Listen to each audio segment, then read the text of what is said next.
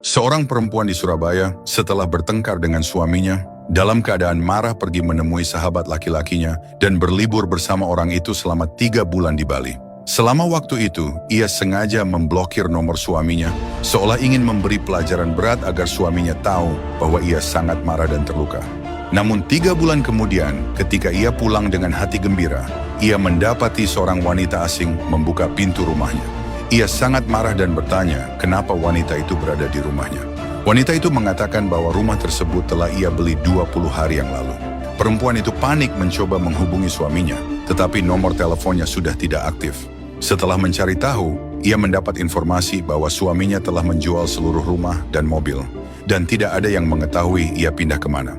Ia segera menemui ibu mertuanya untuk meminta penjelasan.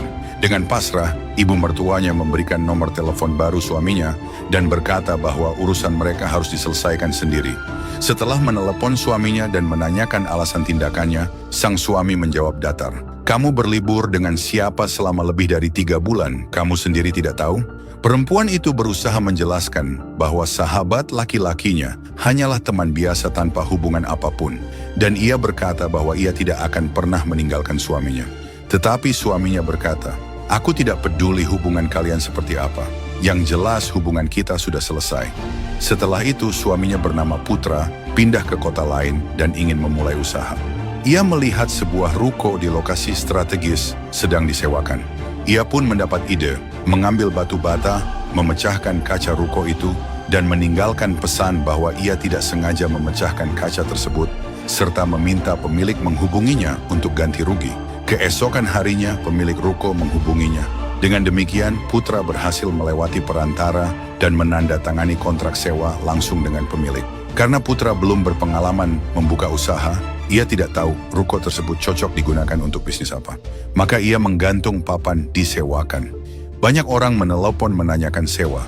Putra berpura-pura sebagai pemilik dan menanyakan setiap orang tentang jenis usaha yang ingin mereka buka. Tentu tidak ada yang curiga terhadap pertanyaan wajar tersebut. Akhirnya, dari berbagai jawaban, ia memilih jenis usaha yang paling banyak disebut. Ternyata usaha itu sangat ramai. Beberapa hari setelah pembukaan, Putra mengetahui bahwa koki utamanya mencuri bahan makanan. Putra ingin mengambil tindakan segera, tetapi kemampuan memasak masakan Padang koki itu sangat hebat, terutama rendangnya. Jika diganti mendadak, rasa masakan akan berubah. Memasang kamera pun tidak mahal, tetapi akan membuat koki itu merasa diawasi sejak awal. Setelah berpikir, Putra mendapatkan sebuah cara. Beberapa hari kemudian, ia memanggil koki itu ke kantor, menyuguhkan teh, dan memberikan tas hadiah berisi teh enak, kopi premium, dan suplemen. Putra berkata, "Pak Asep, Bapak sudah lama di sini.